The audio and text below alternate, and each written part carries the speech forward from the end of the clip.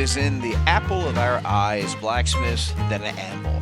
I think when all of us got started, I mean, what is more blacksmithy than an anvil? So for most of our early career, we spend ourselves crawling through old barns, asking family members, begging and pleading, saying, "Hey, I need an old anvil." Of course, you don't need it anymore because I don't need to pay any money for it because I don't have any money. I think that's a refrain that all of us have gone through.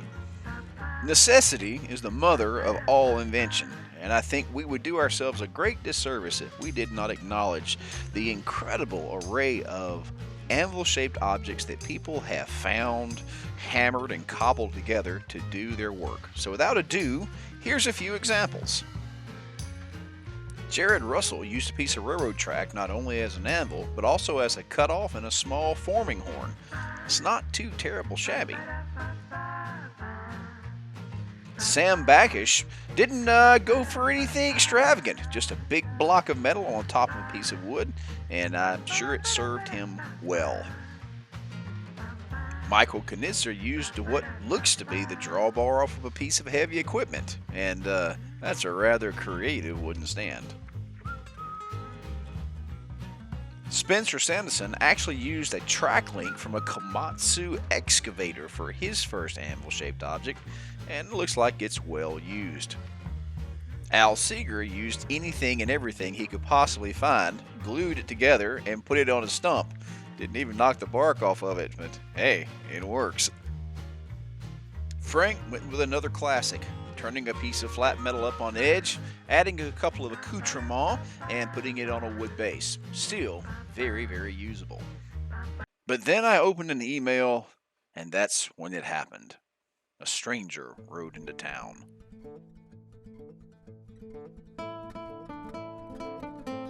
If you take away all the mystique and the history that surrounds an anvil, you're left with a tool, a functioning tool in the shop that's designed to do work.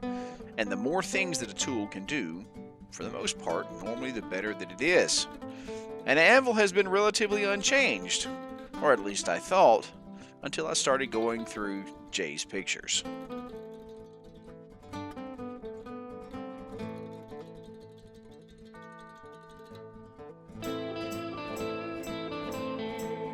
And there it is. If you ever wondered if you made Clint Eastwood into an anvil, what it would look like, this is it. This anvil has functionality out the wazoo. Hardy holes, bending lugs, shelves, mandrels, horns. Wow! And most importantly, almost 500 pounds of mass. You know, guys, we all want the traditional anvil. But if you look at what one can do with this, just from a functionality point of view, and you are not impressed, you have no souls. This is something to be incredibly proud of. Handmade, homemade, and able to be done in somebody's shop. Jay, you should be proud. Above all, I try to be consistent.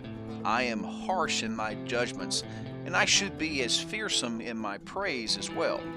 And I try to be. This particular anvil is cobbled together poo-poo. There's no doubt about it. But the execution, the diligence that went into it, ended up making a tool that I would be proud to have into my shop. And this is where the difference between a casual person and a true craftsman comes in. The casual person will come through and they will do something once and it will be terrible. It will be awful. And then they will hold it up as if it's something that should be looked at and admired. It's not. Sorry, it's your first attempt. You did a terrible job. But the difference is a true craftsman, they'll do it 7 or 8 more times until, even if it is cobbled together poo-poo, it is phenomenal cobbled together poo-poo, as Mr. J has so wonderfully shown us. If you want to be a smith, indeed any craftsman at all, it will take discipline. It will take you doing it over and over again. You don't just do it till you get it right the first time. You do it so many times that you can't get it wrong. That's what it means to be a blacksmith.